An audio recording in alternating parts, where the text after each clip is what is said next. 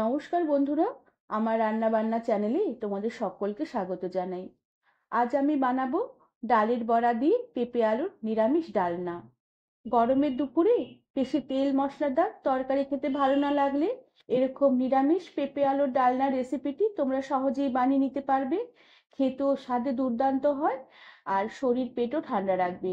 রেসিপিটি তোমাদের সম্পূর্ণ দেখার অনুরোধ রইল। আর ভালো লাগলে একটি লাইক শেয়ার আর সাবস্ক্রাইব করে দেওয়ার অনুরোধ রইল। প্রথমে এখানে আমি পেঁপে আর আলুর উপরের খোসা ছাড়িয়ে একটু বড় বড় ডুমো ডুমো করে কেটে নিয়েছি। আর কাটার পরে দেখছি পেঁপেটা একটু হলদেটে হয়ে একটু হালকা হালকা পাকা পাকা হয়ে এসেছে। আর এরকম পেঁপে আলুর ডালনা খেতে বেশি ভালো লাগে। আর এরপরে পেঁপে আলুর ডালনার জন্য আমি একটি মশলা বানিয়ে নেব। এর জন্য একটি বাটিতে অল্প করে একটু ধনের গুঁড়ো নিলাম, সাথে অল্প করে একটু জিরের গুঁড়ো নিলাম, সাথে অল্প করে একটু লঙ্কার গুঁড়ো নিলাম, আর অল্প করে সামান্য একটু হলুদ গুঁড়ো নিলাম। এবার সমস্ত মশলাগুলোকে অল্প জল দিয়ে বেশ ভালো করে গুলে নেব। গুলে মশলাগুলোকে কিছুক্ষণ ভিজতে রেখে দেব। এরপরে রান্না করব। আর তার সাথে অল্প করে একটু মুসুর ডাল জলে ভিজিয়ে রেখেছিলাম ঘন্টা দুয়েক আগে। সেই ডালগুলোকে আমি বেশ ভালো করে শিলপাটাতে মসৃণ করে বেটে নেব। আর এরপরে পেঁপে আলুগুলোকে প্রথমে আমি ভেজে নেব। এর জন্য প্রথমে কড়াতে অল্প করে একটু তেল দিয়ে তাতে ভালো করে ধুয়ে জল ঝরিয়ে রাখা আলু পেঁপে টুকরোগুলোকে দিয়ে দিলাম। এবার পেঁপে আলু টুকরোগুলোকে কিছুক্ষণ একটু তেলের মধ্যে নেড়ে চেড়ে নেব। এরপরে দিয়ে দিলাম পরিমাণ মতো নুন আর পরিমাণ মতো হলুদ গুঁড়ো।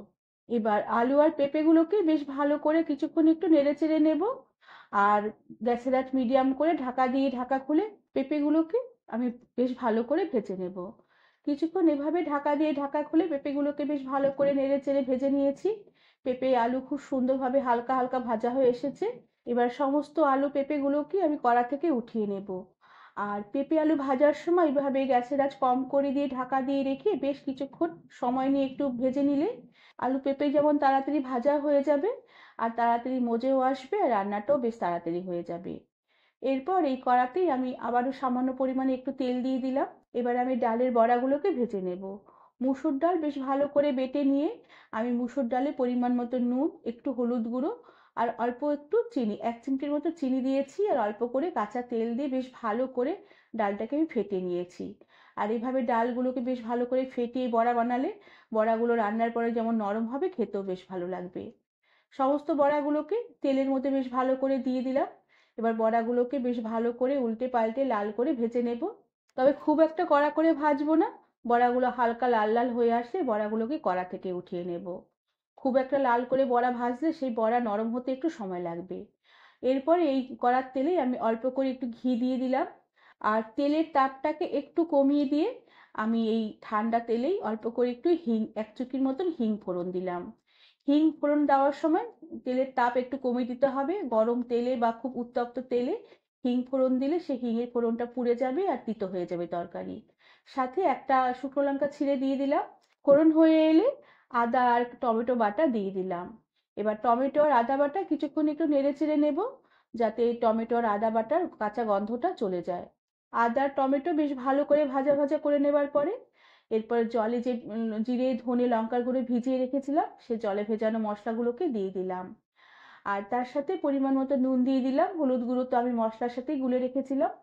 এবার সমস্ত মশলাগুলোকে বেশ ভালো করে নেড়ে চেড়ে কিছুক্ষণ একটু কষিয়ে নেব। আর একটু ঢাকা দিয়ে রেখে মশলাগুলোকে কষিয়ে নেব। যেহেতু গুঁড়ো মশলা দিয়েছি, এতে মশলাগুলো যেমন ভিজবে, ভালো করে কষানো হবে। কিছুক্ষণ ঢাকা দিয়ে রেখে দেবার পরে ঢাকনা খুলে দিলাম। এবার মশলাগুলোকে বেশ ভালো করে নেড়ে চেড়ে তেল ছেড়ে আসা অবধি মশলাগুলোকে কষিয়ে নেব।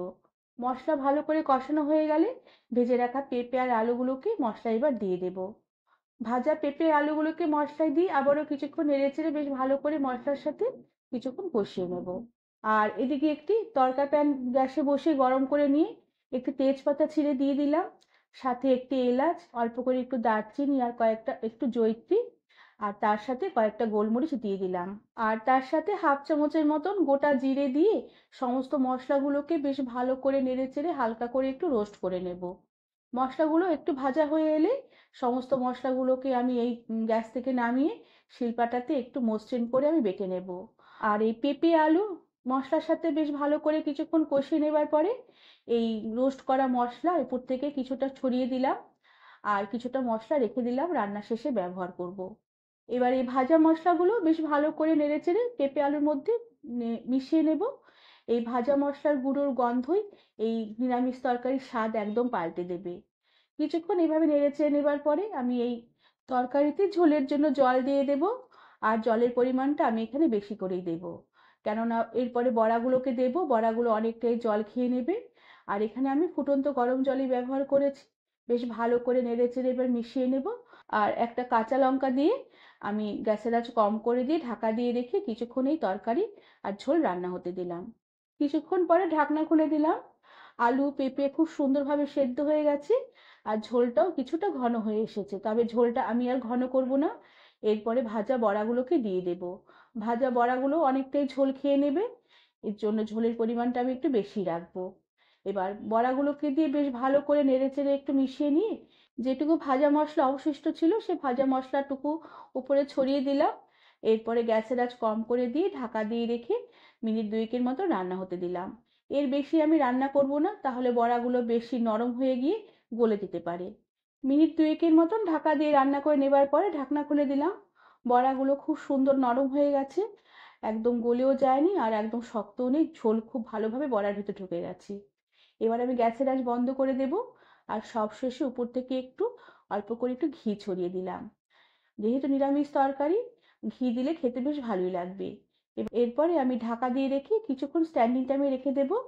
আর এরপরে আমি সার্ভ করে দেব। বন্ধুরা, আমার আজকের রেসিপি তোমাদের ভালো লাগলে একটু সাবস্ক্রাইব করে দেবার অনুরোধ রইল। আর তার সাথে পাশে থাকা বেল আইকনটি প্রেস করে দেবার জন্য অনুরোধ রইল, যাতে আমার সব নতুন ভিডিও নোটিফিকেশন সবার আগে তোমাদের কাছে পৌঁছে যায়।